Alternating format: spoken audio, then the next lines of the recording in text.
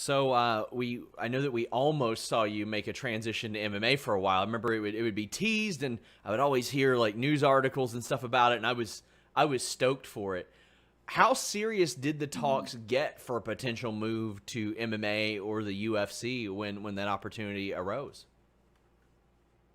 It got pretty serious in 2006 after I left WWE. I flew out to meet with Dana White. He offered me a contract. It was a really good contract. And at that time, I just signed with TNA.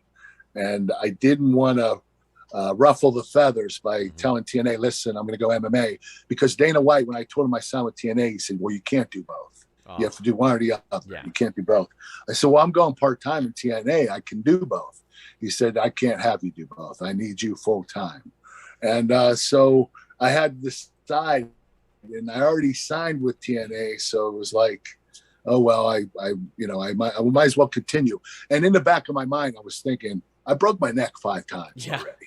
And I know my strength isn't 100%. My upper body strength, I lost about 40% strength in my arms, my shoulders.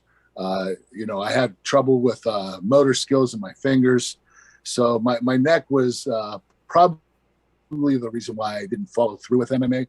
I did in 2010. I went back to Dana, and he offered me another contract. But when I sat home and thought about it, at that point I was 40 years old, and I knew that my body wasn't going to hold up for MMA. So I turned down the contract again. Unfortunately, I feel bad for a guy, going out and seeing Dana White again. But, he invited me out again and offered me another deal. And I actually turned it down, unfortunately. But I think I made the right move.